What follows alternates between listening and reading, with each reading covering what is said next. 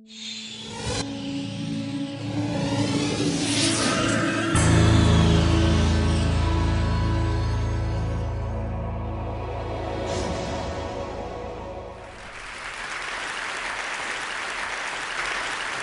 very fortunate to be here. I feel so fortunate.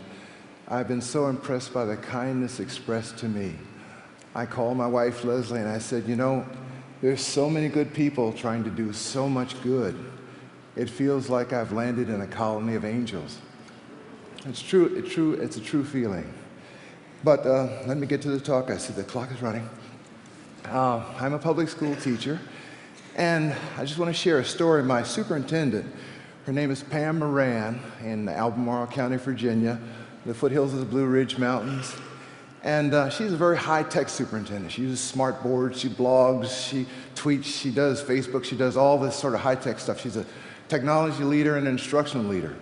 But in her office, there's this old wooden, weather-worn table, kitchen table, peeling green paint. It's kind of rickety. And I said, Pam, you're such a modern, cutting-edge person. Why is this old table in your office? And she told me, she said, you know, I grew up in southwestern Virginia, the coal mines and the farmlands of rural Virginia. And this table was in my grandfather's kitchen. And we'd come in from playing, he'd come in from plowing and working, and we'd sit around that table every night. And as I grew up, I heard so much knowledge and so many insights and so much wisdom come out around this table. I began to call it the wisdom table. And when he passed on, I took this table with me and brought it to my office, and it reminds me of him. It reminds me of what goes on around an empty space sometime. The project I'm going to tell you about is called the World Peace Game, and essentially it is also an empty space, and I'd like to think of it as a 21st century wisdom table, really. It all started back in 1977. I was a young man, and I had been dropping in and out of college. And my parents were very patient, but I had been doing intermittent sojourns to India on a mystical quest. And I remember the last time I came back from India in my long white flowing robes and my big beard and my John Lennon glasses, I said to my father, Dad, I think I've just about found spiritual enlightenment. He said, well, there's one more thing you need to find. I said, what is that, Dad? A job. And so they pleaded with me to get a degree in something. So I got a degree, and it turned out to be education.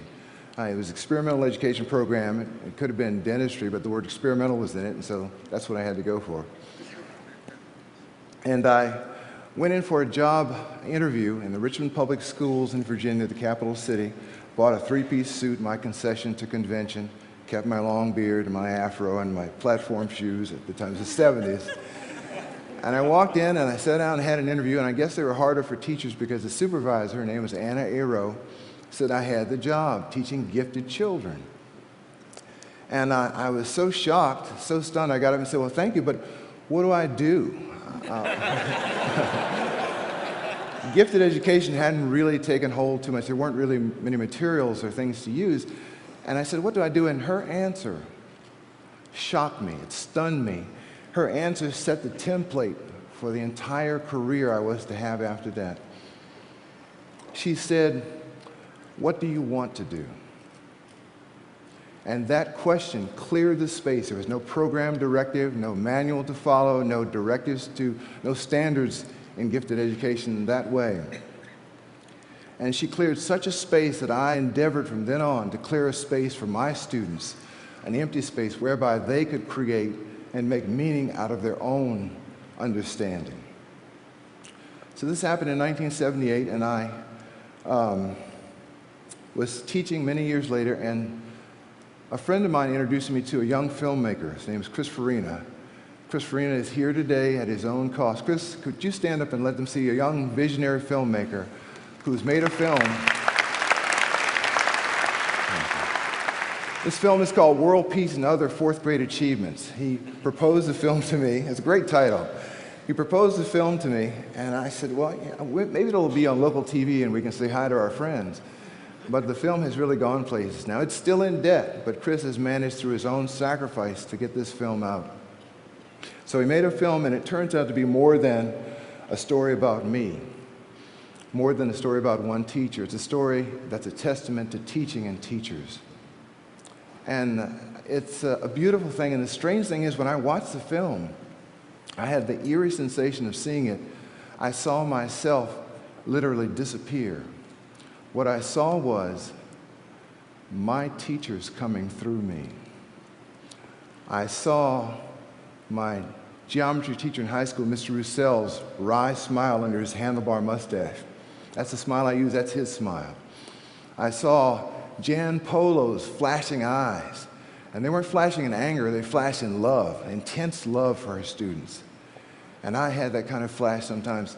And I saw Miss Ethel J. Banks, who wore pearls and high heels to elementary school every day. And you know, she had that kind of old school teacher stare. You know the one. And I'm not even talking about you behind me because I got eyes in the back of my head. You know that teacher? I didn't use that stare very often, but I did have it in my repertoire. And Miss Banks was there as a great mentor for me. And then I saw my own parents, my first teachers. My father, a very inventive, spatial thinker. That's my brother Malcolm there on the right. And my mother, who taught me in 4th grade in segregated schools in Virginia, who was my inspiration. And really, I feel as though when I see the film, I have a gesture she does like this. I feel like I am a continuation of her gesture. I'm one of her teaching gestures. And the beautiful thing was I got to teach my daughter in elementary school, Madeline. And so that gesture of my mother's continues through many generations. It's an amazing feeling to have that lineage. And so I'm here standing on the shoulders of many people. I'm not here alone. There are many people on this stage right now. And so this world peace game I'd like to tell you about. It started out like this. It's just a 4-foot by 5-foot plywood board in an inner city urban school, 1978. I was creating a lesson for students on Africa. We put all the problems of the world there, and I thought, let's let them solve it. I didn't want to lecture or have just book reading. I wanted to have them be immersed and learn the feeling of learning through their bodies. So I thought, well, I'd like to play games. I'll make something, I didn't say interactive, we didn't have that term in 1978, but something interactive. And so we made the game, and it has since evolved to a 4-foot by 4-foot by 4-foot plexiglass structure, and it has 4 plexiglass layers. There's an outer space layer with black holes and satellites and research satellites and asteroid mining. There's an air and space level with clouds, big puffs of cotton we push around, and territorial airspaces and air forces. A ground and sea level with thousands of game pieces on it, even an undersea level with submarines and undersea mining. There are 4 countries around the board. The kids make up the names of their countries. Some are rich, some are poor. They have different assets, commercial and military. Each country has a cabinet. There's a prime minister, secretary of state, minister of defense, and a CFO or comptroller. I choose the prime minister based on my relationship with them. I offer them the job, they can turn it down, and then they choose their own cabinet. There's a World Bank, arms dealers, and a United Nations. There's also a weather goddess who controls a random stock market and random weather. That's not all. And then there's a 13-page crisis document with 50 interlocking problems, so that if one thing changes, everything else changes. I throw them into this complex matrix, and they trust me because we have a deep, rich relationship together. And so with all these crises, we have, ethnic and minority tensions, we have chemical and nuclear spills, nuclear proliferation, there's oil spills, environmental disasters, water rights disputes, breakaway republics, famine, endangered species, and global warming. If Al Gore is here, I'm going to send my 4th graders from Agner Hurt and Venable School to you because they solved global warming in a week.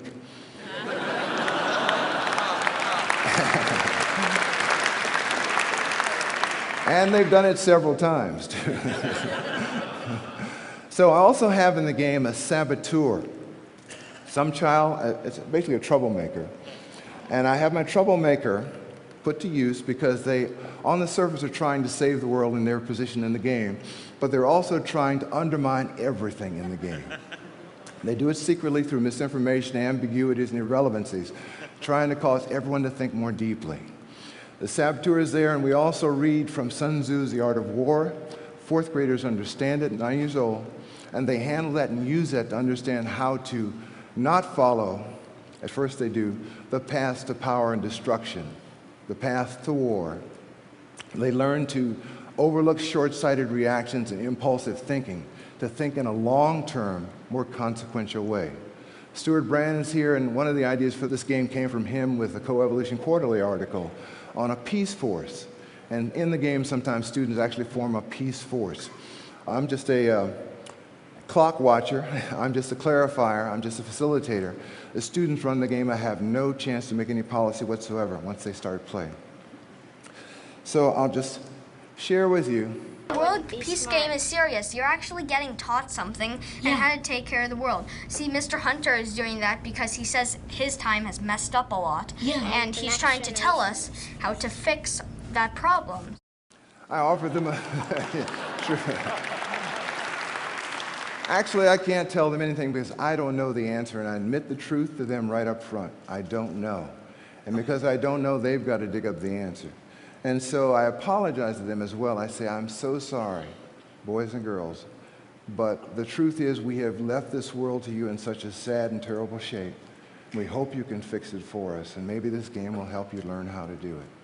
It's a sincere apology, and they take it very seriously.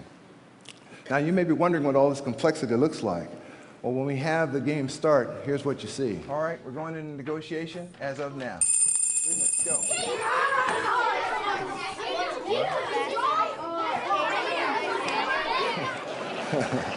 My question to you is, who's in charge of that classroom?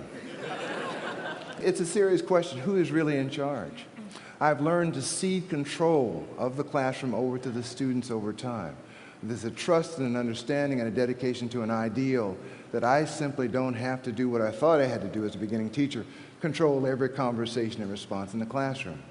It's impossible. Their collective wisdom is much greater than mine, and I admit it to them openly. So I'll just share with you some stories very quickly of some magical things that have happened. In this game, we had a little girl, and she was the defense minister of the poorest nation. And defense minister, she had a tank corps and air force and so forth. And she was next door to a very wealthy, oil-rich neighbor. Without provocation, suddenly she attacked, against her prime minister's orders, the next-door neighbor's oil field. She marched into the oil field reserve, surrounded it without firing a shot, and secured it and held it. And that neighbor was unable to conduct any military operations because their fuel supply was locked up. We were all upset with her. Why are you doing this? This is the World Peace game. What is wrong with you? It's a little girl. And 9 years old, she held her peace and said, I know what I'm doing. I mean, to her girlfriend, she said that. You know, that's a kind of a breach there. And we learned in this, you don't really ever want to cross a 9-year-old girl with tanks. They are the toughest opponents. And we were very upset. I thought I was failing as a teacher. Why would she do this? But come to find out, a few game days later, there were turns where we take a negotiation from a team. Then we, actually there's a negotiation period with all teams, and each team takes a turn. Then we go back in a negotiation round and round, so each turn around is one game day. So a few game days later, it came to light that we found out this major country was planning a military offensive and to dominate the entire world. Had they had their fuel supplies, they would have done it. She was able to see the vectors and trend lines and intentions long before any of us and understand what was going to happen and made a philosophical decision to attack in a peace game. Now, she used a small war to avert a larger war, so we stopped and had a very good philosophical discussion about whether that was right, conditional good, or not right. That's the kind of thinking that we put them in the situation. I could not have designed that in teaching. It came about spontaneously through their collective wisdom.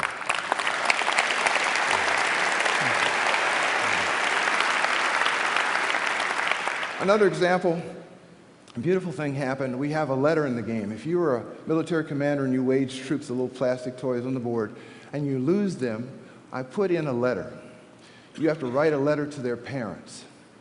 The fictional parents are your fictional troops, explaining what happened and offering your condolences. So you have a little bit more thought before you commit to combat, you know? And so we had this situation come up last summer, actually, at Agner Hurt School in Albemarle County.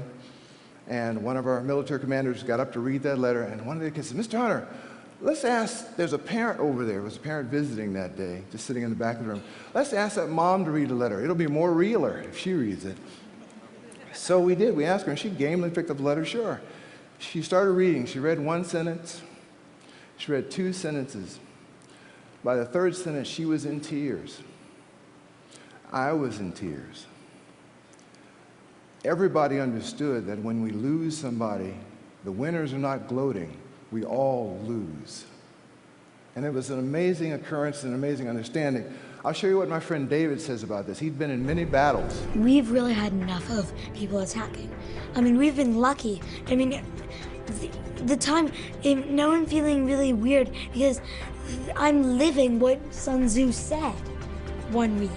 1 week he said, those who go into battle and win and will want to go back, and those who lose in battle will want to go back and win. And so I've been winning battles, so I'm sort of going into battles, more battles. And I think it's sort of weird to be living what Sun Tzu said. I get chills every time I see that. That's the kind of engagement you want to have happen. And I can't design that, I can't plan that, and I can't even test that. But it's self-evident assessment. We know that's an authentic assessment of learning. You know, we have a lot of data, but I think sometimes we go beyond data with the real truth of what's going on. So I'll just share a third story. This is about my friend Brennan. We had played the game one session after school for many weeks, about 7 weeks, and we had essentially solved all 50 of the interlocking crises. The way the game is won is all 50 problems have to be solved. Every country's asset value has to be increased above its starting point. Some are poor, some are wealthy. There are billions. A World Bank president was a third grader one time. He said, how many zeros in a trillion? I got to calculate that right away. But he was setting fiscal policy in that game for high school players who were playing with him. So the team that was the poorest had gotten even poorer. There was no way they could win. And we were approaching 4 o'clock, our cutoff time. There was about a minute left. And despair just settled over the room. I thought, I'm failing as a teacher. I should have gotten it so they could have won. I should have brought them to they shouldn't be failing like this. I've failed them. And I was just feeling so sad and dejected. And suddenly Brendan walked over to my chair and he grabbed the bell I rang to signal a change or reconvening of cabinets. He ran back to his seat, rang the bell. Everybody ran to his chair. There was screaming. There was yelling, waving of their dossiers. They get these dossiers full of secret documents. They were gesticulating. They were running around. I didn't know what they were doing. I'd lost control of my classroom. Principal walks in, I'm out of a job. The parents are looking in the window. And Brennan runs back to his seat. Everybody runs back to their seat. He rings the bell again. He says, we have, and there's 12 seconds left on the clock. We have all nations pooled all our funds together, and we've got $600 billion. We're going to offer as a donation to this poor country, and if they accept it, it'll raise their asset value, and they can win the game. Will you accept it? And there are 3 seconds left on the clock.